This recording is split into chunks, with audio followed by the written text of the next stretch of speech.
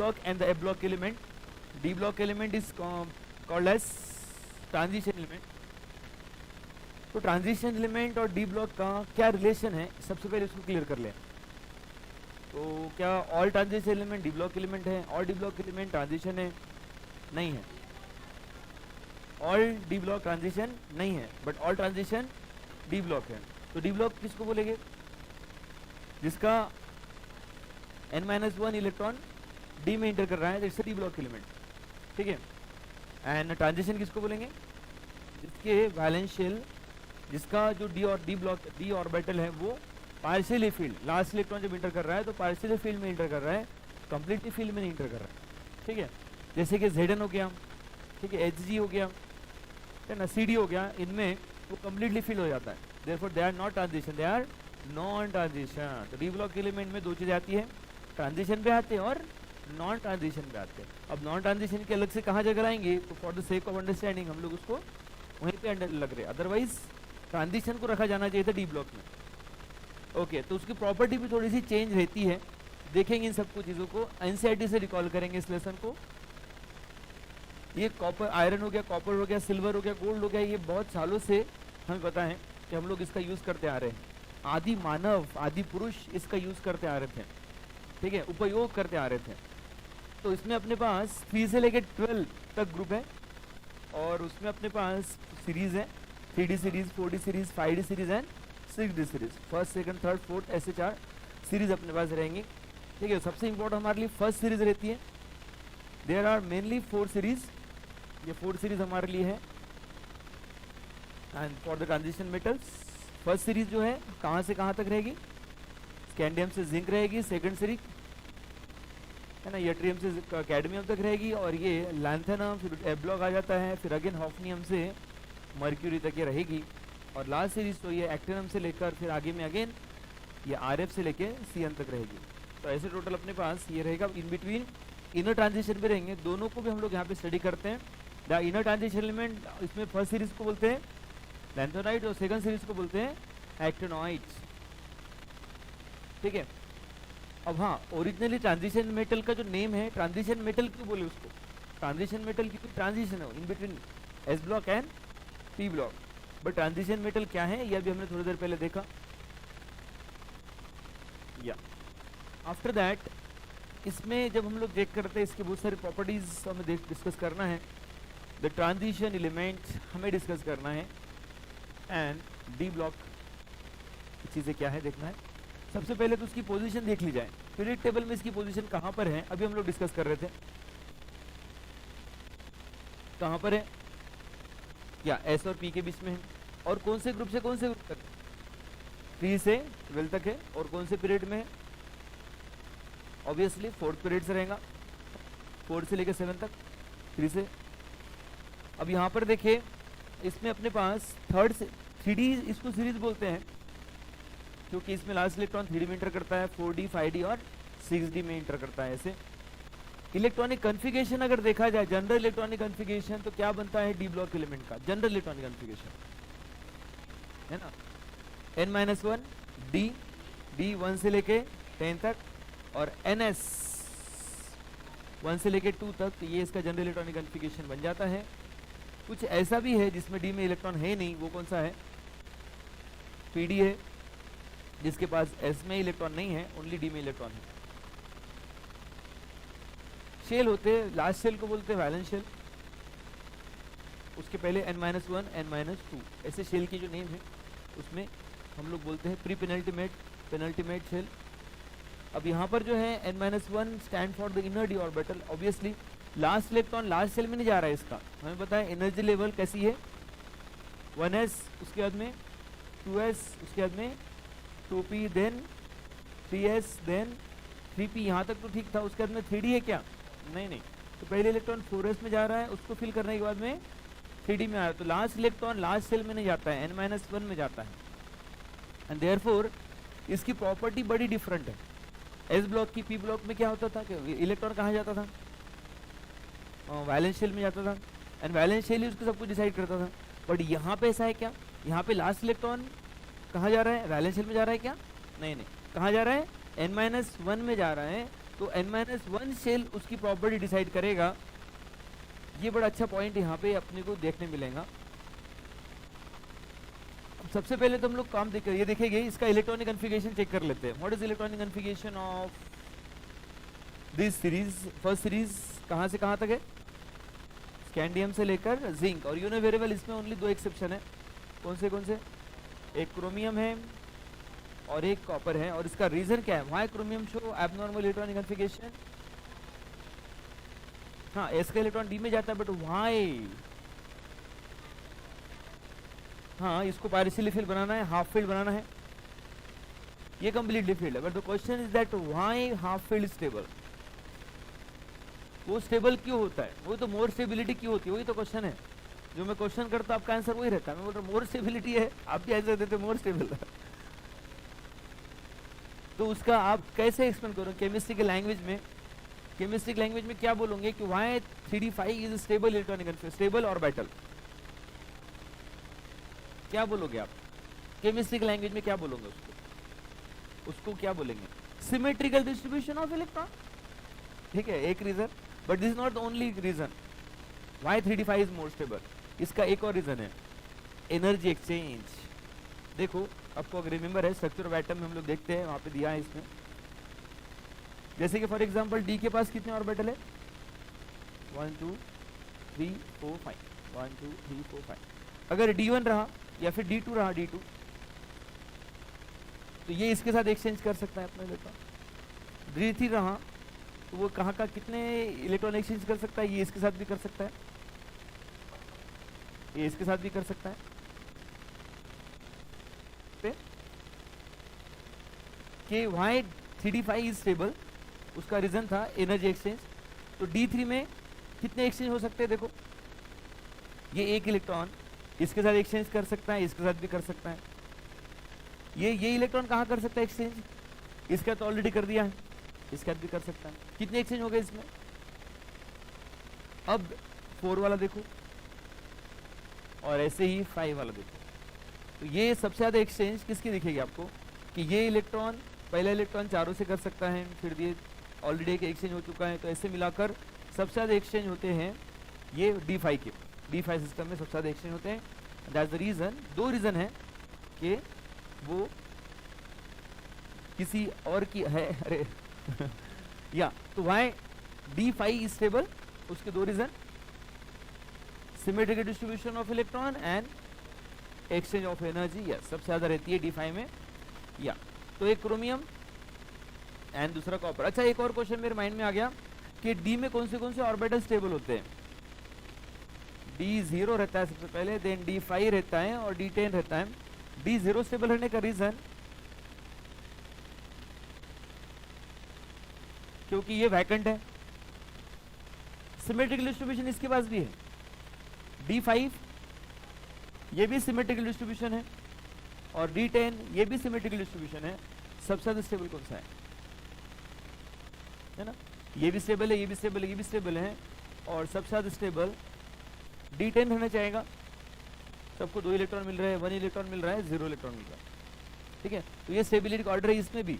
Remaining बाकी फिर आगे, यानी कोई भी अपने आपको इनमें से कोई एक बनाना प्रेफर करता है, d0, d5 या फिर d10, और d10 की ज्यादा चांसेस रहते हैं। या उसके बाद में सेकंड सीरीज में हम लोग जाएंगे, तो सेकंड सीरीज में एबनॉर्मल ही एबनॉर्मल है। जैसे कोई पागल खाने में चला गया, मैं यूज्ड टू बोलता रहता हूँ, है ना, और वहाँ पे देख रहा है कि सारे लोग, है ना, वैसे ही दिख रहे उसको, उसके जैसे ही दिख रहे।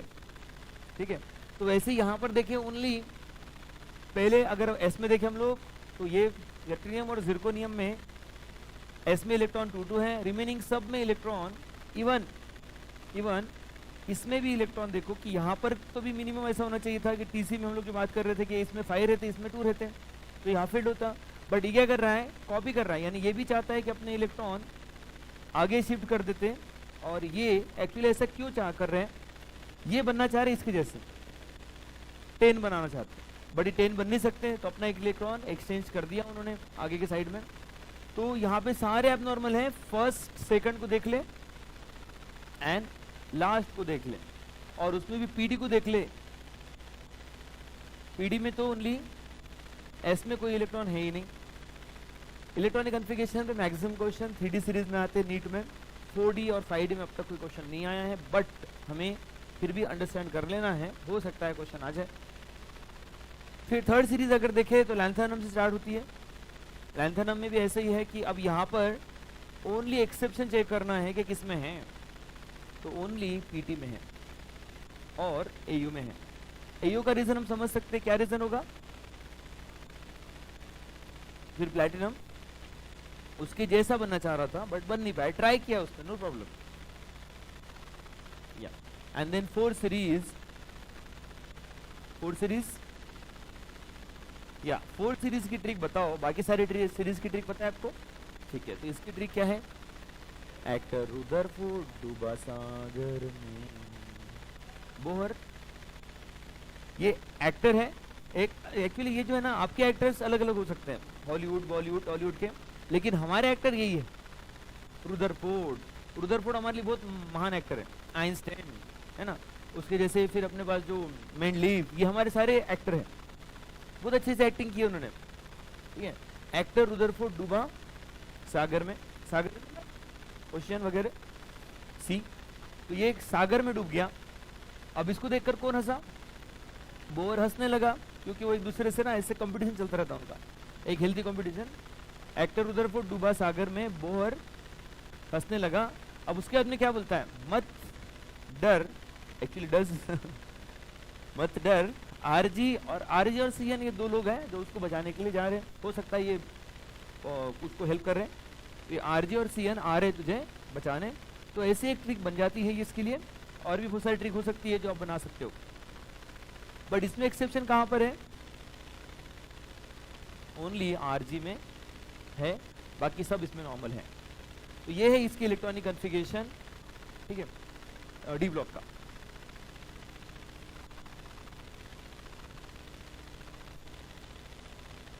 Yeah. On what ground can you say that scandium is a transition element but zinc is not? Yes. On what ground? कौन से ग्राउंड पे जाकर आप बता सकते हो? तो ऑन विच बेसिस आप बता सकते हो कि ये ट्रांजिशन है और ये ट्रांजिशन नहीं है? इसमें वही है कि on the basis of incompletely filled 3D element, yes वही चीज है कि इनकम्प्लीटली फील्ड है और वो completely filled. Silver atom has completely filled D orbital. लो फिर आपसे आगे क्वेश्चन, आपने बोला था वो कंप्लीटली फील्ड है बट ये नहीं है, तो स्कैंडियम और जिंक को आपने बता दिया। अब क्वेश्चन ये है कि silver atom has completely filled D orbital in the ground state, how can you say that it is a transition metal? अब बताओ। अब जब कुछ आपने आंसर नहीं होता है तो हम लोग बोल देते हैं एक्सेप्शन है।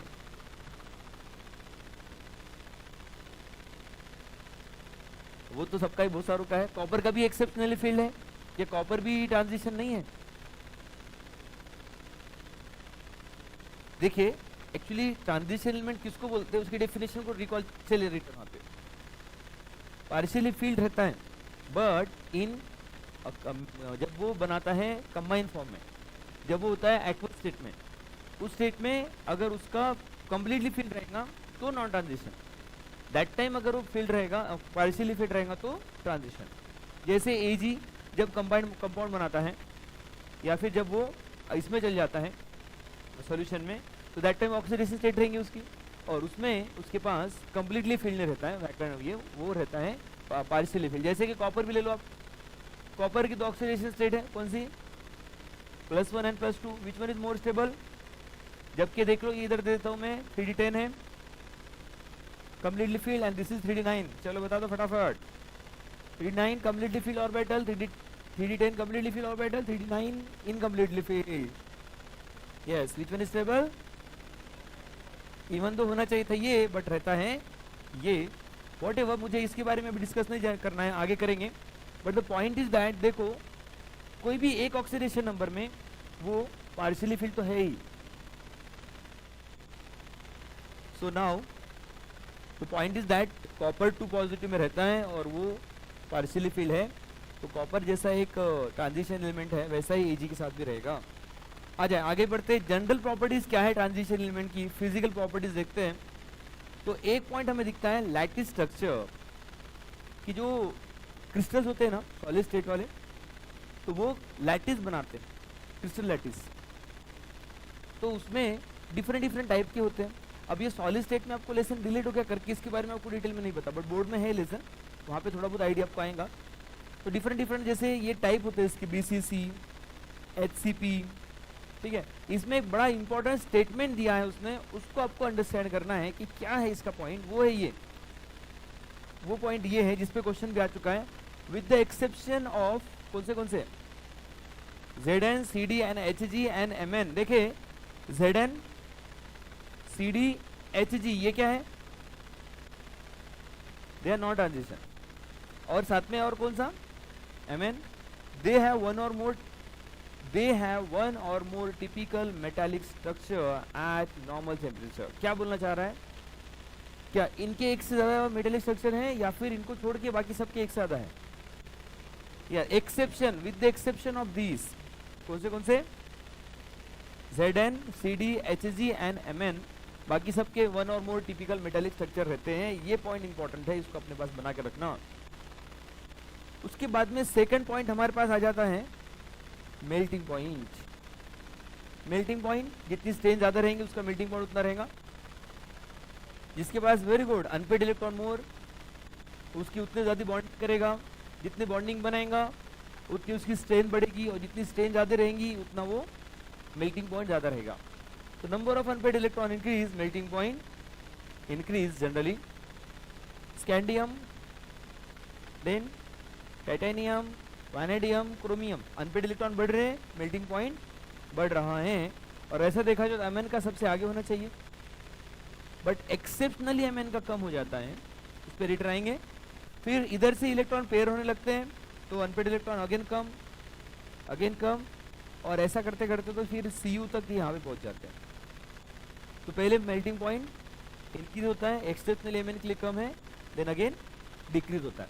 But the point is that Mn के लिए इतना कम क्यों है, उसके पास तो अनपेड इलेक्ट्रॉन 5 है, तो उसका तो बहुत ज्यादा होना चाहिए था melting point. But the point is that, क्या बोला, मेल्टिंग पॉइंट किस पे डिपेंड करता है, अनपेड इलेक्ट्रॉन पे क्यों डिपेंड करता है, क्योंकि वो बॉन्डिंग बनाएगा, जितने बॉन्डिंग बनाएगा उतना उसका स्ट्रेंथ बढ़ेगा। Mn का इलेक्ट्रॉनिक कन्फिगरेशन क्या है, 3d5, वो हाफ फील्ड में स्टेबल है, उसको उसी की नीड नहीं है, वो दूसरे के साथ बॉन्डिंग में जाता नहीं है, उसकी स्ट्रेंथ बढ़ती नहीं है, और करके उसका मेल्टिंग पॉइंट एक्सेप्शनली कम है या लो है, या तो वो पॉइंट यहाँ पे दिया भी है। अगर आप रीड करेंगे NCERT तो बड़े अच्छे से पॉइंट दिए हैं, है ना इसमें। अब ये तो देखिए किसका हो गया, अब थोड़ा उसके आगे नेक्स्ट सीरीज देखिए। जिरकोनियम, नियोबियम, मोलिब्डेनम यहाँ तक जाता है। टेक्नीटियम का मेल्टिंग पॉइंट अगेन थोड़ा सा कम है, रुथेनियम से अगेन ये कम होते चला जाता है। और नेक्स्ट सीरीज में सबसे हाईएस्ट मेल्टिंग पॉइंट, सबसे स्ट्रॉन्गेस्ट और सबसे हार्ड मेटल कौन सा है ट्रांजिशन का, टंगस्टन सबसे ऊपर में है। और दूसरा क्वेश्चन आता है यहाँ पर कि सबसे इनमें तीनों में अरेंज करने के लिए सबसे ज्यादा मेल्टिंग पॉइंट किसका है, कॉपर, फिर Au और Hg। सबसे पहले Cu, then Au and then सबसे कम Ag। कंफ्यूजन आपको Ag और Au में होता है, ये महंगा कौन होता है, प्राइस किसकी ज्यादा है, कॉपर को छोड़ दो, कॉपर तो आगे है ही, Ag और Au में कंफ्यूजन होता है बहुत सारे लोगों को। तो Ag और Au में, Au जो आपके घर में 2-4 किलो रखा होगा, ज़्यादा भी हो सकता है, मुझे आइडिया नहीं है। तो Au और Ag में Au का मोर है, Ag का सबसे कम है। ये इस पे भी क्वेश्चन आ चुके हैं। और ऐसे ना इनऑर्गेनिक में क्वेश्चन कहाँ से आते पता है क्या, इनऑर्गेनिक में क्वेश्चन यहाँ से आते हैं, यानी इसको मत देखिए, यहाँ से आते हैं ऐसे फिगर्स, ऐसे टेबल्स, ऐसे चार्ट्स, कुछ इंपॉर्टेंट स्टेटमेंट। तो ये सब चीज़ें हमें पढ़ते जाना। इनऑर्गेनिक की स्टडी करेंगे, NCERT से पढ़ेंगे ना, दैट टाइम कुछ ऐसे चार्ट्स से रिलेटेड कुछ ऐसे पॉइंट्स और ऐसे फिगर्स का कंक्लूजन जो अपन ने भी देखा है, इसको माइंड में बनाते चले जाना, तो बहुत इजीली आपके सारे क्वेश्चन बनने लग जाते हैं। अच्छा, ये एटमाइजेशन क्या होता है, atomization, enthalpy of atomization, yes, उसमें से एटम रिमूव करना। अब अगर वो एटम की स्ट्रेंथ ज़्यादा रहेंगी, वो एटम अगर उसमें स्ट्रांगली हेल्डेड रहेगा तो उसमें से उसको रिमूव करना डिफिकल्ट जाएगा, और लूजली बाउंड रहेगा तो इजीली। जैसे थर्माकोल के बॉल्स, थर्माकोल की शीट देखी आपने, उसमें थर्माकोल की बॉल्स इजीली निकल जाते हैं। क्यों? उसका जो बॉन्डिंग है वो स्ट्रांग नहीं है, वीक है। तो वैसे ही अगर अपने स्कैंडियम से लेके जिंक तक जाएंगे तो सबसे इजीली इलेक्ट्रॉन किसका निकाल सकते हैं, किसके एटम इजीली निकाल सकते हैं? जो लूजली बाउंड होगा, जिसके पास अनपेड इलेक्ट्रॉन कम होंगे। ऐसा कौन है जिसके पास अनपेड इलेक्ट्रॉन नहीं होंगे और जिसमें से इलेक्ट्रॉन इजीली निकाल सकते हैं? यस, ऑब्वियसली करके हम लोग देखते हैं कि कोई भी सीरीज का हम लोग जब इधर आ रहे हैं ना तो इंथैल्पी एटमाइजेशन इधर कम हो जाता है। नॉन ट्रांजिशन का इंथैल्पी एटमाइजेशन बहुत कम होता है। सबसे कम होता है 3D सीरीज में जिंक का, 3D में जिंक का होता है सबसे कम, है ना, इस तरह से। तो ये पहले बढ़ता है और देन डिक्रीज होता है exceptionally and then again continue decrease होता रहता है। ठीक है, तो ये इंथैल्पी एटमाइजेशन, इस पे क्वेश्चन भी आता है, आया है। Yes, variation in atomic and ionic size in transition metal. Transition metal की साइज जो है वो बाकी थोड़ी अलग चलती है। बाकी में कैसा रहता है कि हमें चेक करना पड़ता है कि उसका नंबर ऑफ शेल्स बढ़ रहे हैं, इस पे डिपेंड करेगा, ठीक है ना। अच्छा, फोर्स ऑफ अट्रैक्शन यानी इफेक्ट न्यूक्लियर चार्ज से एटॉमिक साइज का क्या रिलेशन होगा? इफेक्ट न्यूक्लियर चार्ज बढ़ेगा, एटॉमिक साइज कम हो जाएंगे, रिलेशन इनवर्स है। और रिपल्शन बढ़ेगा तो इलेक्ट्रॉन रिपेल बढ़ेगा, रिपल्शन बढ़ेगा तो साइज बढ़ जाएगी, ठीक है ना। तो ये दोनों फैक्टर पे डी ब्लॉक की साइज डिपेंड होती है, एटॉमिक साइज डिपेंड होती है। तो चलो चेक करते हैं क्या है पॉइंट। सबसे पहले तो कैसा होता है वो देख ले। अगेन एक और फिगर आ रही है 4.3 की।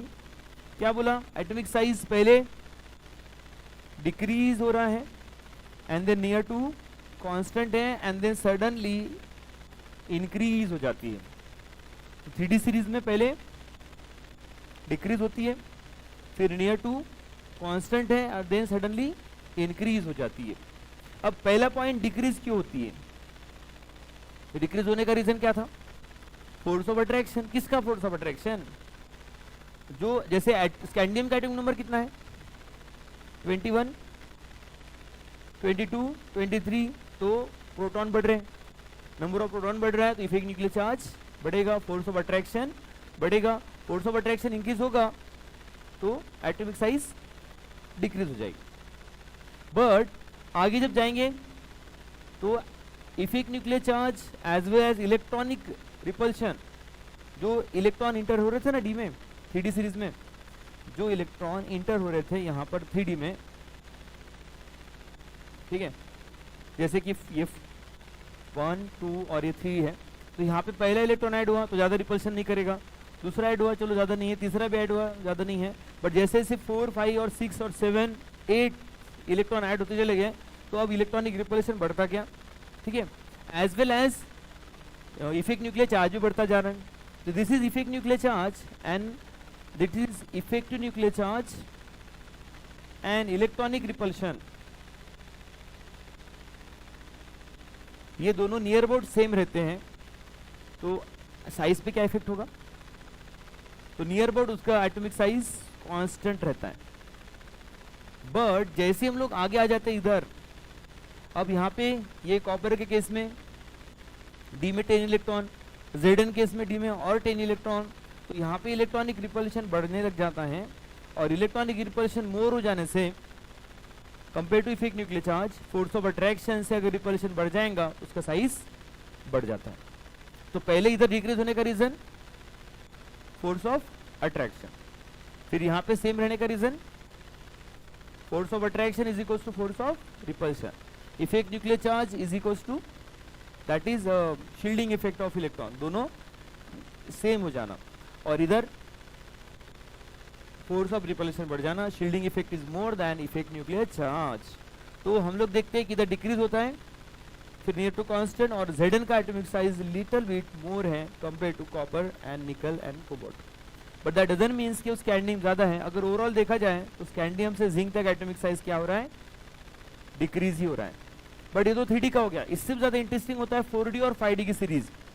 4D 5D में आप देखोगे रेड लाइन एक बताया है उसने, रेड लाइन बताया 5D सीरीज के लिए, और जो ये लाइन है जैसे कि जो ब्लू के जैसे दिख रही है स्काई ब्लू, वो है, अभी तो सभी ब्लू कर दिया मैंने, तो वो जो है 4D सीरीज। तो 4D और 5D सीरीज की साइज आप देखोगे तो नियर अबाउट सेम है। ऐसा क्यों? इसके पीछे रीजन क्या है? Lanthanide contraction. लैंथेनाइट कॉन्ट्रैक्शन से इनकी एटॉमिक साइज और आयनिक साइज सेम होती है, that is called as lanthanide contraction, और उससे उसकी केमिकल प्रॉपर्टीज सेम हो जाती है, दैट इज कॉल्ड एज, वो क्या बना देते हैं ये दोनों ये दोनों ये दोनों, यस वो क्या बना देते हैं? दे आर केमिकल ट्विन्स, वो केमिकल ट्विन्स बना देते हैं। बट मेरा एक क्वेश्चन याद रखना, आगे पूछूंगा, केमिकल ट्विन्स की फिजिकल और केमिकल प्रॉपर्टी सेम होती है, एक्सेप्ट सारी प्रॉपर्टी सेम नहीं होते, एक झगड़ालू होती है, एक झगड़ती नहीं है, ठीक है? तो अपने यहाँ भी ट्विन्स बैठे हैं, ठीक है? तो व्हाटएवर, इनके कौन से प्रॉपर्टीज सेम नहीं होती, ये मेरा क्वेश्चन माइंड में रहा, बाद में क्वेश्चन करूंगा आपसे। ओके, आगे बढ़ते हैं। देखिए, अगर आपको डी ब्लॉक में बस एक टेबल पढ़ना है अच्छे से, नहीं सर मेरे से पढ़ाई नहीं होती, इतने सारे मैं नहीं पढ़ सकता, बस एक टेबल बताओ, तो मैं आपको रिकमेंड करूंगा ये टेबल। हाँ बताओ, एटॉमिक नंबर, ठीक है, ये भी राइट है, एटॉमिक नंबर सेम नहीं होता, ठीक है, एक पॉइंट। और क्या सेम नहीं होता बाद में बताना, बट अभी मैं आपको रिकमेंड करूंगा कि आप टेबल 4.2 को बहुत अच्छे से स्टडी करें। इलेक्ट्रॉनिक कॉन्फ़िगरेशन सर क्या है, ये तो हमें आता ही है। अच्छा, उनके बोल रहे थे आप, तो लैंथेनाइट कॉन्ट्रैक्शन में जो केमिकल ट्विन्स बने उनका इलेक्ट्रॉनिक कॉन्फ़िगरेशन, उनका जनरल इलेक्ट्रॉनिक कॉन्फ़िगरेशन सेम है दोनों का भी। लास्ट इलेक्ट्रॉन डी में एंटर कर रहा है, जितने इलेक्ट्रॉन डी में है दूसरे के भी उतने ही इलेक्ट्रॉन डी में, सेम इलेक्ट्रॉन डी में, ठीक है? बट और भी बहुत सारे पॉइंट हैं जो सेम नहीं है और उस पर क्वेश्चन आए हुए हैं। तो सबसे पहले तो ये देखिए, हमने देखा एटॉमिक नंबर, फिर देखा उसका इलेक्ट्रॉनिक कॉन्फ़िगरेशन, ठीक है, और फिर देखा enthalpy of atomization. Enthalpy of atomization सबसे कम किसका था? 3D सीरीज में जिंक का है, ठीक है ना? ओके, तो ये बहुत वैरी करता है, क्वेश्चन ओनली इस पे आता है कि सबसे कम किसका है, तो उसका आंसर Zn अपने पास रख लेना। अब आ जाओ आईपी पर। What is ionization enthalpy? हाँ, बट इलेक्ट्रॉन को रिमूव कहां से कर रहे हैं? ये तो बच्चे को पता, वैलेंस शेल से कर रहे हैं। कौन से स्टेट में करते हैं? एक्वस में करते, गैसेस में करते, कि सॉलिड से करना पड़ेगा? एक्वस से करने से भी ज्यादा बेटर है। सबसे इजीली कहां पे होंगे इलेक्ट्रॉन रिमूव करना पॉसिबल? दूर दूर रहेंगे। तो गैसियस स्टेट में इलेक्ट्रॉन रिमूव करने के लिए, वैलेंस इलेक्ट्रॉन को रिमूव करने के लिए जो एनर्जी लगती है, that is called as IP. बाकी इसको आईपी नहीं बोलते हैं। आईपी की डेफिनेशन पे भी क्वेश्चन आता है, ठीक है? छोटे छोटे पॉइंट ही नीट में पूछते हैं, डिफिकल्ट पॉइंट नहीं पूछेंगे नीट पे। मुझे पता है आप डिफिकल्ट तो सॉल्व कर लोगे, आपका मिस्टेक कहाँ पे होती है? छोटे छोटे पॉइंट को लेकर, थ्योरेटिकल कंसेप्ट को लेकर आप रॉन्ग हो जाते हो। ओके, चले, तो सबसे पहला पॉइंट ये है। अच्छा, कौन से फैक्टर रिस्पॉन्सिबल होते हैं आईपी के लिए? इलेक्ट्रोनेगेटिविटी, जो जितना इलेक्ट्रोनेगेटिव होगा उसका आईपी उतना ज्यादा होगा, ठीक है? और बताओ, साइज भी होता है, एटॉमिक साइज का और आईपी का इनवर्स रिलेशन होता है। और बताओ, ये फोर्स ऑफ अट्रैक्शन से क्या रिलेशन होगा? डायरेक्ट होगा, ठीक है? और बताओ। अच्छा, अब मेरा क्वेश्चन जो था यहाँ पर ये है कि अगर किसी आगे वाले का इलेक्ट्रॉनिक कॉन्फ़िगरेशन स्टेबल है, यानी वो फुल फील्ड है या फिर हाफ फील्ड है, नेचर ऑफ ऑर्बिटल है ना, तो उसमें से इलेक्ट्रॉन रिमूव करना है ना। जैसे नाइट्रोजन ऑक्सीजन हम लोग देखते हैं, नाइट्रोजन हाफ फील्ड हो जाता है, ऑक्सीजन हाफ फील्ड नहीं है। तो इवन दो ऑक्सीजन बिग मोर साइज का है, नाइट्रोजन मोर साइज का कंपेयर्ड ऑक्सीजन, किसमें से इलेक्ट्रॉन रिमूव करना डिफिकल्ट जाता है? नाइट्रोजन में जाता है। तो वैसा ही कंसेप्ट यहाँ पर भी है, ठीक है। ओके, तो चलो चलते हैं। सबसे पहले हम लोग देखें इसका इलेक्ट्रॉनिक कॉन्फ़िगरेशन। हमने देख लिया कि इसमें ये किसका इलेक्ट्रॉनिक कॉन्फ़िगरेशन है, क्रोमियम है। क्रोमियम में क्या है 3d5 4s1। क्या लगता है इसके बारे में, इसका कौन सा इलेक्ट्रॉन रिमूव करना डिफिकल्ट जाएगा और कौन सा इजी जाएगा? पहला तो बहुत इजी चल जाएगा, first IP is very easy, first electron remove करना इजी है। Second, it's very difficult to remove the second electron from chromium. वो क्यों देगा इलेक्ट्रॉन, है ना। वैसे ही Mn के लिए जाओ, Mn यस, इसका सेकंड इलेक्ट्रॉन तो इजीली निकाल देगा, but third electron it's very difficult to remove the third electron. और अब आ जाओ इधर, ये कौन सा है, इसका सेकंड और थर्ड में कंपेयर करो, इसके सेकंड और थर्ड से, इसके सेकंड और थर्ड से, इसका सेकंड और थर्ड।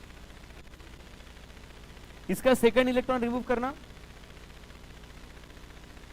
इजी है, ओके, बट थर्ड रिमूव करना डिफिकल्ट। इसका थर्ड के बारे में क्या बोलते हो, इसका थर्ड इलेक्ट्रॉन रिमूव करना इजी है, इसके थर्ड इलेक्ट्रॉन रिमूव करना डिफिकल्ट है।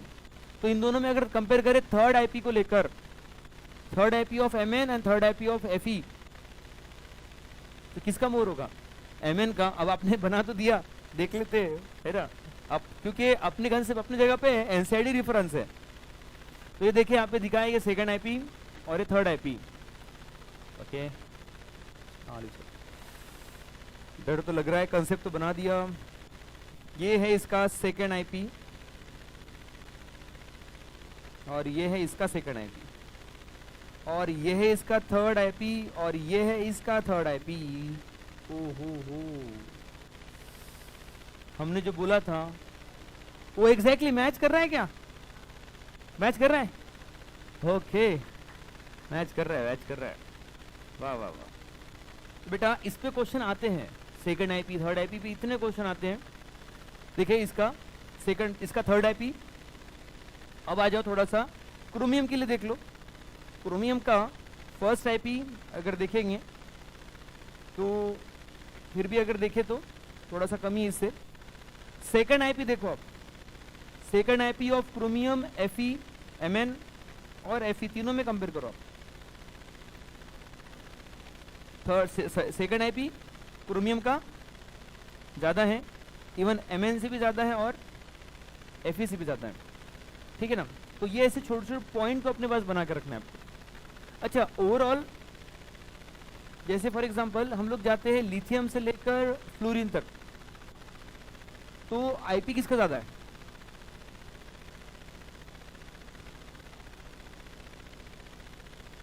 नहीं सबसे हाईएस्ट किसका है, फ्लोरीन का होगा। इतना सोचने का काम नहीं है, सिंपल सा क्वेश्चन है। नाइट्रोजन, ऑक्सीजन और फ्लोरीन, अब कंपेयर करो nitrogen, oxygen and fluorine. Nitrogen oxygen में तो नो डाउट कि किसका ज्यादा है, नाइट्रोजन, बट नाइट्रोजन और फ्लोरीन में कंपेयर करो, फ्लोरीन का है। तो ओनली एक फैक्टर से आपने जा सकते हैं, आप डायरेक्ट ये बोल दोगे कि नहीं सर नाइट्रोजन तो हाफ फील है, तो फ्लोरीन इलेक्ट्रोन्यूक्लियर भी है, उसका इफेक्ट न्यूक्लियर चार्ज भी है और एटॉमिक साइज भी स्मॉल है, ठीक है ना। तो ओनली एक फैक्टर से कंपेयर नहीं कर सकते। वैसे ही अगर हम लोग इधर आगे जा रहे हैं ना, तो अब देखिए आगे जैसे जा रहे हैं ना, तो आईपी क्या हो रहा है, थोड़ा देखिए ओवरऑल देखिए आप, किसी भी इसका आईपी देखते जाओ, तो जब इधर के साइड में जा रहे हो तो आईपी क्या होता जा रहा है, यस, क्यों बढ़ते जा रहा है, क्योंकि साइज तो अपने जगह पे है, इफेक्ट न्यूक्लियर चार्ज क्या हो रहा है, बढ़ रहा है। 21 से 29 तक जा रहे हैं, 30 तक जा रहे हैं, इफेक्ट न्यूक्लियर चार्ज बढ़ रहा है, तो इलेक्ट्रॉन रिमूव करना डिफिकल्ट जाएगा, यस। आप फर्स्ट आईपी देखें, सबसे हाईएस्ट किसकी है, फर्स्ट आईपी, फर्स्ट आईपी सबसे हाईएस्ट किसकी है। सेकंड आईपी देखें, सेकंड आईपी सबसे हाईएस्ट किसकी है, यस। क्यों ऐसा है, सेकंड आईपी सीओ की सबसे हाईएस्ट क्यों है, यस। 3d10 4s1 में से एक इलेक्ट्रॉन तो दे देगा, बट सेकंड इलेक्ट्रॉन को जाने नहीं देंगे, तुम्हें नहीं जाने देंगे करके इसका सेकंड आईपी बहुत आए हैं, ओके।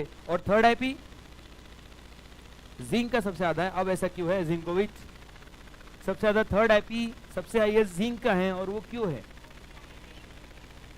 यस ऑब्वियसली, आप मेरा कंसेप्ट मेरे पे लगा दो कि यहाँ पे ये 310 4s2 है, 2 इलेक्ट्रॉन तो लूज करेगा, बट तीसरा इलेक्ट्रॉन ये लूज करना प्रीफर नहीं करेगा। क्यों नहीं करेगा? 310 में से कभी नहीं जाने देगा, हाईली स्टेबल। ओके, तो क्या आपको आईपी कंपेयर करते आ रहा है? ठीक है, आईपी बहुत सारे क्वेश्चन आते हैं, सबसे इंपॉर्टेंट पॉइंट है आईपी इसका। यस, उसके बाद में इलेक्ट्रोड पोटेंशियल भी है। मेटल का इलेक्ट्रोड पोटेंशियल क्या होता है? रिडक्शन पोटेंशियल, पॉजिटिव के नेगेटिव। इलेक्ट्रोकेमिकल सीरीज में मेटल नीचे में है, फिर हाइड्रोजन है 0, और उसके ऊपर में मैक्सिमम नॉन मेटल है, मेटल भी है कुछ AU AG CU वगैरह, है ना। तो लिथियम वगैरह इनका मेटल, इनका जो रिडक्शन पोटेंशियल होता है वो क्या होता है? निगेटिव होता है। तो वैसे ही अपने पास जो डी ब्लॉक में एलिमेंट्स है उनमें मैक्सिमम मेटल्स का रिडक्शन पोटेंशियल वो कैसा है? नेगेटिव ही है, एक्सेप्ट किसका है?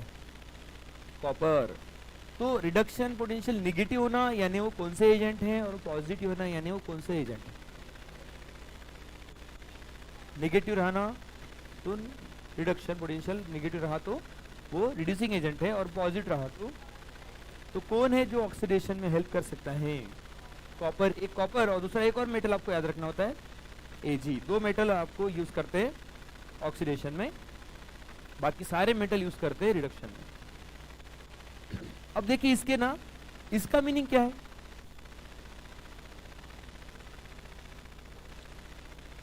M2 पॉजिटिव से M में जाना प्रीफर नहीं कर रहे, ये मेटल में जाना प्रीफर नहीं कर रहे करके नेगेटिव है, ओनली एक प्रीफर कर रहा है, यानी इसका मेटेलिक फॉर्म स्टेबल नहीं है। इसका मेटेलिक फॉर्म स्टेबल है कॉपर का, आयनिक फॉर्म स्टेबल नहीं है, बाकी सबके आयनिक फॉर्म स्टेबल है।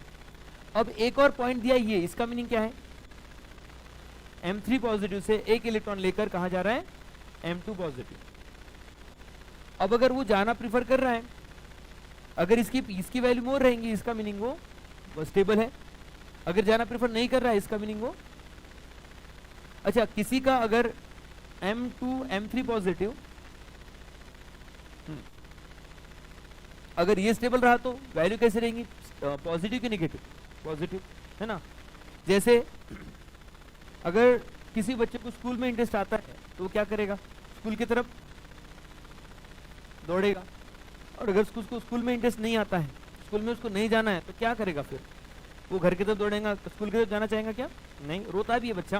तो वैसा ही सेम है, ये अगर स्टेबल है तो ये इधर जाना प्रीफर करेगा। देखो जरा, निगेटिव निगेटिव निगेटिव, यहां पर इसके आ गई है पॉजिटिव। अब देखिए यहां पर ये कौन सा है? या क्रोमियम Mn और Fe। तो यहां पर देखिए ये जो है ना Mn का इतना ज्यादा है, 1.57 है। इतना ज्यादा क्यों है उसका? इतना हाई क्यों है? क्योंकि वो +3 से +2 में जाना प्रीफर करता है, और इसी वजह से हमारे साइंटिस्ट लोग कैलकुलेट करते हैं कि किसका ऑक्सीडेशन स्टेट ज्यादा स्टेबल होगा, कौन सा ऑक्सीडेशन स्टेट ज्यादा स्टेबल होगा। तो Mn का ऑक्सीडेशन स्टेट कौन सा स्टेबल है? तो इससे सब पे कंक्लूजन हमारा निकलता है कि Mn का +2 is more stable then Mn +3, and Fe का कौन सा स्टेबल है? Fe के दोनों स्टेबल है, +2 +3, बट ज्यादा स्टेबल कौन सा है? +3 में ज्यादा स्टेबल है। और ऐसे ही अगर हमारे पास देखा जाए तो क्रोमियम का कौन सा स्टेबल है? यस, वेरी गुड, +3 में वो ज्यादा स्टेबल है। इसका रीजन हमारे पास नेक्स्ट लेसन में आ जाता है, कोऑर्डिनेशन कंपाउंड में, कि जब वो बनाता है ना कॉम्प्लेक्स, तो वो T2G में सिमेट्रिकल डिस्ट्रीब्यूशन बन जाता है ना। क्योंकि आपको T2G EG पता है तो मैं आपको ये बता सकता हूँ। और वैसे ही कॉपर के लिए कौन सा स्टेबल है? जो भी आपने थोड़ी देर पहले बताया था, +1 +2। यस, ये कुछ ऑक्सीडेशन स्टेट है जो आपको लर्न करना चाहिए, और आपको लर्न भी है, that's what I am thinking.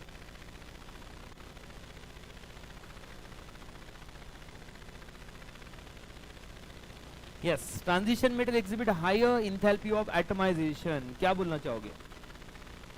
Enthalpy atomisation इतना हाई क्यों है ट्रांजिशन मेटल का, क्यों इसमें से एटम निकालना डिफिकल्ट होते हैं अनपेड इलेक्ट्रॉन मोर हो जाने से? हाँ, इंटरएटॉमिक इंटरेक्शन ज्यादा होता है, स्ट्रॉन्ग बॉन्डिंग होती है, यस ऑब्वियसली स्ट्रॉन्ग बॉन्डिंग होती है between atoms and resulting higher enthalpy atomization होता है।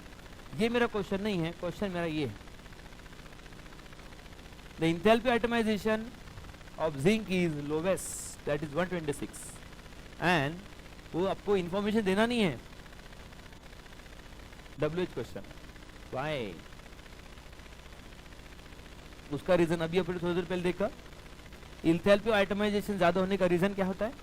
अनपेड इलेक्ट्रॉन ज्यादा हो जाने से बॉन्डिंग ज्यादा बनती है, स्ट्रॉन्ग इंटर एटॉमिक इंटरेक्शन बन जाता है। बट यहाँ पे अनपेड इलेक्ट्रॉन कम होने से या फिर नहीं होने से बॉन्डिंग नहीं बन पाती और उसका इंथैल्पी एटमाइजेशन कम रहता है। ठीक है, तो सबसे लोवेस्ट इंथैल्पी एटमाइजेशन जिंक का है। सेकंड आईपी, सबसे highest second IP 3D series में कॉपर की, और थर्ड जिंक की है। सेकंड अगर आईपी देखे Mn और Fe में तो वो किसकी है? सेकंड Fe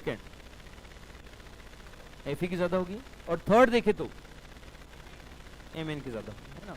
ये छोटे छोटे पॉइंट। और सेकंड अगर कंपेयर करें क्रोमियम, Mn और Fe अब तीनों में सेकंड आईपी सेकंड है ना, क्रोमियम की सबसे ज्यादा तीनों में, और सब में अगर कंपेयर करें तो 3D series overall copper, yes. तो ऐसे पॉइंट आपको क्लियर रखना है, very good.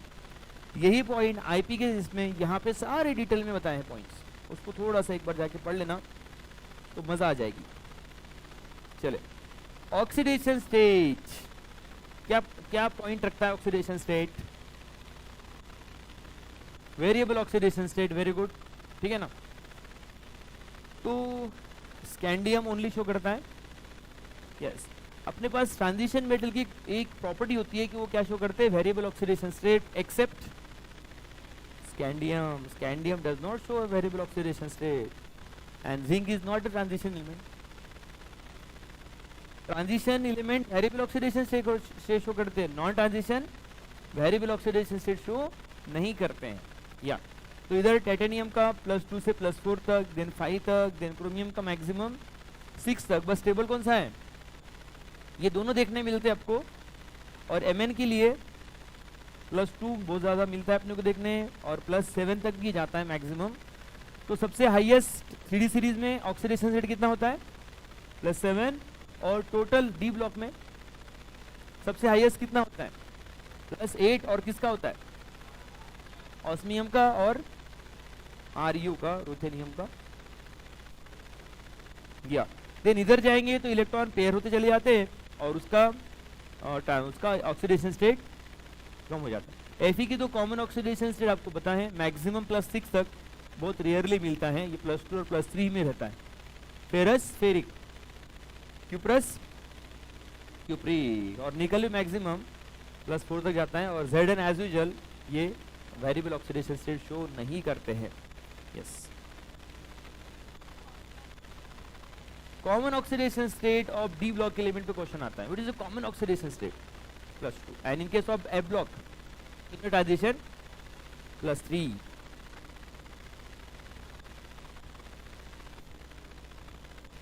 Yes, and the good point is that यहाँ पे निकल का ऑक्सीडेशन स्टेट कितना है?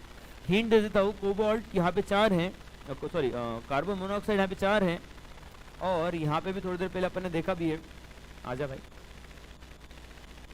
यस महोदय, हाँ ठीक है। रिस्पेक्ट, हर कोई रिस्पेक्ट का भूखा है बेटा, रिस्पेक्ट दो आप। निकल सबसे मैक्सिमम कहाँ तक है? +4 में जाता है, यस, और यही आपके लिए हिंट थी। यहाँ पे निकल का ऑक्सीडेशन रेट कितना है? हिंट दिया ना अभी, कार्बन मोनोऑक्साइड 4 है ना वहाँ पर, बट यहाँ पे कार्बन मोनोऑक्साइड न्यूट्रल है ना। तो निकल का ऑक्सीडेशन स्टेट, Fe का ऑक्सीडेशन स्टेट, ये निकल का स्ट्रक्चर क्या होता है? NiCO4 का टेट्राहाइड्रल कंफर्म, और FeCO5 का FeCO5 coordination number 5, trigonal bipyramidal, और इसका टेट्राहाइड्रल, एंड Fe वाला तो दिया नहीं है, FeCO 6, उसका क्या होगा 6 आ गया, तो माइंड में फिक्स रख लो, चाहे sp3d2 हो या फिर d2sp3 हो, वो रहेगा ऑक्टाहेड्रल ही रहेगा।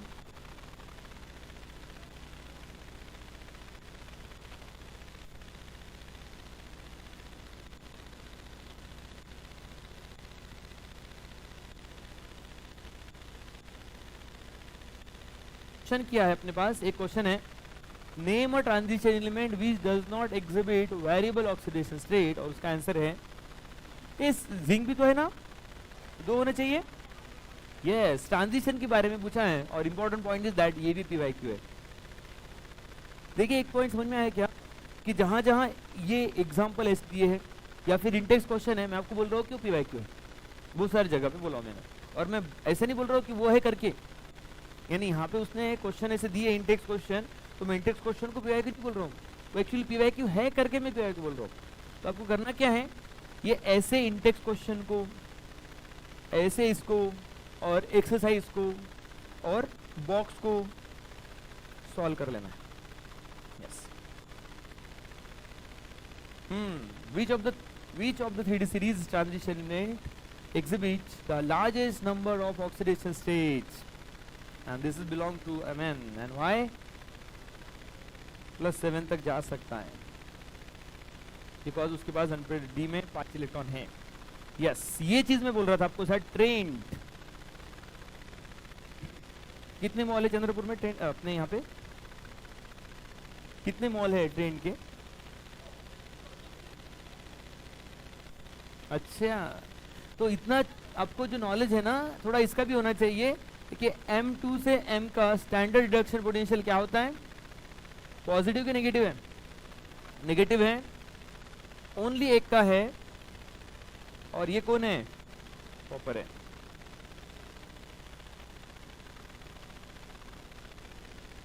यस, देखिए रीजन क्या है, रीजन क्या दिया इसने उसके, भाई it is possible, what is the possible reason for this, क्या दिया है इसका रीजन, एनसीईआरटी ने रीजन दे दिया, अब हमें कुछ बोलने का नीड नहीं है, 2 रीजन दिया है, क्या दिया है, ये क्या चीज है, हाँ इंथैल्पी ऑफ एटमाइजेशन, और ये हाई इंथैल्पी ऑफ हाइड्रेशन, ठीक है ना। तो ये 2 रीजन हमें दिया है, याद रखना है इसको, इस पे भी आपको क्वेश्चन देखने मिलेंगे, पीवाईक्यू तो नहीं इस पे कोई अब तक, बट क्वेश्चन देखने मिल जाएंगे बहुत सारे। यस, ये रिडक्शन पोटेंशियल हम लोग डिस्कस कर रहे थे अभी थोड़ी देर पहले तक, उसी भी डिस्कशन चल रहा है। उसके बाद में एक डिस्कशन हमें और करना है, trend in stability of higher oxidation state. अच्छा, Mn का सबसे हाईएस्ट ऑक्सीडेशन नंबर +7 है, Fe का +6 है, क्रोमियम का भी +6 है, but 3D series higher oxidation state में नहीं रहना चाहता, वो रहना चाहता है लोअर ऑक्सीडेशन स्टेट में। जैसे आयोडीन, आयोडीन के हम लोग जब देखते हैं तो ICl के साथ या फिर IBr के साथ ये सबसे ज़्यादा नहीं जाता, बट IF के साथ ये 7 तक चल जाता है, वेयरएज यहाँ पे हमें ओनली 5 और 3 देखने मिलते हैं, ठीक है ना। तो पता चला कि किसी भी इसको हाईएस्ट ऑक्सीडेशन स्टेट में लेके जाने का काम कर सकते हैं most electronegative element like fluorine and oxygen. अब फ्लोरीन में भी उसको लेके जाना है तो उसको उतने बॉन्ड बनाने पड़ते हैं, और ऑक्सीजन को लेके जाना है तो ऑक्सीजन, एक ऑक्सीजन 2 बॉन्ड बना सकता है, ठीक है ना। तो जैसे कि यहाँ पर देखो आप, Mn फ्लोराइड के केस में ओनली कहाँ तक जा सकता है, +4 तक जा सकता है। वही अगर उसके ऑक्साइड पे हमें अगर मिलते हैं देखने, जो कि इधर के टेबल में दिया है, यस, Mn का ऑक्साइड कहाँ तक जाता है, +7 में, यानी Mn भी +7 में रहना प्रेफर नहीं करता, वो +7 में किसके साथ जाता है, ओनली ऑक्सीजन के साथ जाता है। क्वेश्चन आता है इस पे कि Mn मैक्सिमम +7 तक जा सकता है, बट वो +7 किसके साथ जाता है, फ्लोरीन के साथ कि ऑक्सीजन के साथ? क्यों भैया, ऑक्सीजन से ज्यादा इलेक्ट्रोनेगेटिव तो फ्लोरीन है। The reason is that fluorine को 7 बॉन्ड बनाने पड़ेंगे उसके साथ जाने के लिए, ऑक्सीजन 2 ऑक्सीजन, 1 ऑक्सीजन 2 बॉन्ड बना सकता है, तो यहाँ पे Mn2O7। दूसरा क्वेश्चन आता है इसके ऑक्साइड के नेचर को लेकर, कि कौन सा ऑक्साइड का नेचर कैसा है, वो एसिडिक है, बेसिक है, अदरवाइज न्यूट्रल है। तो आपको वो ट्रिक याद रखनी चाहिए, उसी में सब आ जाते हैं। कौन से? अपने पास जो ट्रिक है एम्फोटेरिक ऑक्साइड की ट्रिक,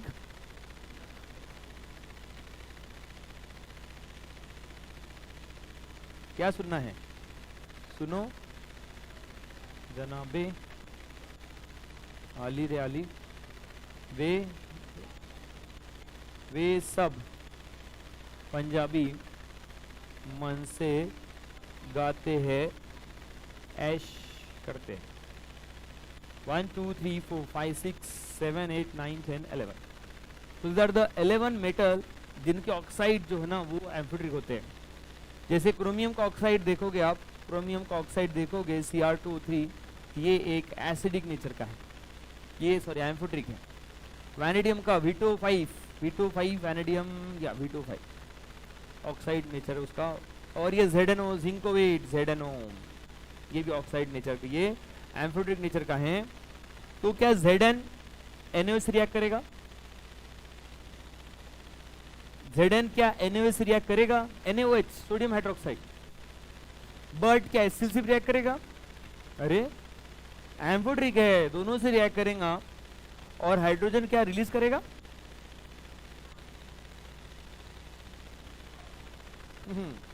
एम्फोटेरिक है, एम्फोटेरिक का और हाइड्रोजन रिलीज करने का कोई रिलेशन है क्या? तो हाइड्रोजन कौन से मेटल एसिड से रिएक्ट होते हैं तो हाइड्रोजन रिलीज करते हैं? हाइड्रोजन के अबव, यानी जिनकी वैल्यू पॉजिटिव होती है वो रिलीज नहीं करते, जिनकी वैल्यू निगेटिव होती है वो रिलीज करते हैं। यानी कॉपर का अगर कोई कॉपर HCl के साथ गया तो कभी भी हाइड्रोजन रिलीज नहीं करने वाला। ZnSO4 ये Zn जो है ये रिलीज कर सकता है क्योंकि इसका निगेटिव है। ओके, तो ये पॉइंट है, इस पे क्वेश्चन आपको आते हैं। ऑक्सीडाइज, यस, ये एक और इम्पोर्टेंट पॉइंट है। यस, और अपना ये हो सकता है कि लास्ट पॉइंट हम लोग यहाँ पे डिस्कस करेंगे। ऑक्सीडाइजिंग पावर का ये इंक्रीजिंग ऑर्डर है बोलते हैं, यानी सबसे ज्यादा ऑक्सीडाइजिंग पावर किसका है? सबसे ज्यादा ऑक्सीडाइजिंग पावर Mn का है, देन क्रोमियम और उससे लेस। यस, रीजन क्योंकि क्या होता है, इसका ऑक्सीडेशन नंबर कितना है? ये +7 में है, ये 6 में है, और ये 5 में। जितना हायर ऑक्सीडेशन स्टेट में रहता है 3D सीरीज, उतना ज़्यादा अनस्टेबल होता है और अपने आप को उतना फास्ट वो स्टेबल बनाना चाहता है। अगर आप अपने आप को अनस्टेबल पाते हो ना तो आप स्टेबिलिटी के लिए ट्राई करते हो, बट अभी आप अपने आप को स्टेबल अगर फील करोगे तो आप कभी भी स्ट्रगल नहीं करोगे स्टेबल होने के लिए। तो अपने आप को कभी भी अनस्टेबल फील करो नहीं, यार मुझे ये साल नीट निकालना ही है, एनी हाउ मुझे एडमिशन लेना ही है, मैं अनस्टेबल हूँ उसके बगैर, ठीक है। तो अनस्टेबल ये फील कर रहे हैं और देयरफॉर ये ट्राई कर रहे हैं अपने आप को स्टेबल बनाने के लिए, और बहुत ज़्यादा इलेक्ट्रॉन एक्सेप्ट करते हैं बहुत फास्ट, एंड देयरफॉर ये रिडक्शन में जाते हैं और ऑक्सीडाइजिंग पावर इसका ऐसा होता है, ठीक है ना। तो ऐसे पॉइंट्स है। Chemical reactivity, yes, chemically D block element कैसे, मेटल कैसे रिएक्टिव है कि इनर्ट है? एस ब्लॉक वाले मेटल तो बहुत ज़्यादा रिएक्टिव होते हैं, एस से अगर कंपेयर करेंगे तो डी के मेटल्स उतने रिएक्टिव नहीं होते हैं, बट डी में कुछ मेटल बहुत ज़्यादा रिएक्टिव है, कुछ metal less reactive, like copper, AU, Hg, है ना, AU, Ag, Pt, ये सारे मेटल होते हैं इनर्ट मेटल, और उनको यहाँ पे टर्म भी दिया है नोबल मेटल। किसको बोलते हैं नोबल मेटल? या अनअफेक्टेड बाय एसिड से, अगर कोई अनअफेक्टेड है तो उसको नोबल मेटल बोलेंगे। और कुछ मेटल को कॉइनेज मेटल भी बोलते हैं, कॉइनेज मेटल, यानी एक टाइम उससे कॉइन बनाते थे, तो वो कौन से मेटल है? कॉपर, सिल्वर और AU गोल्ड से बनाते थे, गोल्ड, सिल्वर, स्वर्ण मुद्राएं। या ये रिडक्शन पोटेंशियल हम लोग देख रहे थे, किसका पॉजिटिव है? कॉपर का पॉजिटिव है, यस। देखिए ये क्वेश्चन में पूछ रहा था आपसे, इन टेक्स्ट क्वेश्चन में, why is the highest oxidation state of metal exhibit in its oxide of fluoride only. क्योंकि वो आगे वाला नहीं भी जाना चाहे, ये भी उसको लेके जाते हैं। और ये क्वेश्चन आपके लिए रह गया एक, which is stronger reducing agent, Cr2 positive और Fe2 पॉजिटिव। दैट मीन्स दोनों भी कौन से हैं, रिड्यूसिंग एजेंट है। ये पॉइंट मैं आपको बता देता हूँ कि बोथ आर रिड्यूसिंग एजेंट। एनसाइड ने बोल दिया तो आके बंद करके मान लो, वॉट एवर रॉन्ग भी क्यों ना हो, बट रेफरेंस है इस टाइम में, हमारे एग्जाम के लिए रेफरेंस है। Cr2 पॉजिटिव रिड्यूसिंग एजेंट है, और दोनों में ज्यादा स्टेबल कौन है, ज्यादा रिड्यूसिंग कौन है, ठीक है ना। या और मैग्नेटिक प्रॉपर्टी के लिए कौन सा फॉर्मूला लगा देते हैं, under root n plus n+2, under root n plus 2 Bohr magneton use करते हैं। और अगर n की वैल्यू 0 रहेंगी तो वो रहेगा डायमैग्नेटिक, और n की वैल्यू अगर 1 से आगे रहेंगी तो वो रहेगा पैरामैग्नेटिक। स्ट्रांगली फील्ड रहेगा तो रहेगा फेरोमैग्नेटिक, है ना। यस, तो ये सारी चीजें दिए हैं। ये टॉपिक टू बी कंटिन्यू चल सकता है आगे और, ठीक है ना। बहुत सारे पॉइंट हैं, but this one is sufficient for today. Formation of colour point हो जाए, या फिर इसके आगे में सबसे इंपॉर्टेंट पॉइंट जो अपना रह गया इसमें, वो है डी ब्लॉक के रिएक्शंस। उसके दो एजेंट, ऑक्सीडाइजिंग एजेंट कौन से K2Cr27 एंड KMnO4, जिसको हम लोग इवनिंग में डिस्कस करेंगे। But this one is sufficient for today. इसको रिकॉल करो, एनसाइड से पढ़ो, बढ़िया लेसन है, एक स्कोरिंग लेसन है, और इसमें अच्छा स्कोर अपना होना चाहिए। तो चलो दोस्तों, अपना यहाँ पे क्लास खत्म होता है। आपको अगर ये वीडियो पसंद आए होगी तो इसको लाइक कीजिए, चैनल को सब्सक्राइब कीजिए, और इसको ज़्यादा से ज़्यादा लोगों तक शेयर कीजिए। बाकी हम लोग कल मिलते हैं, चलो बाय।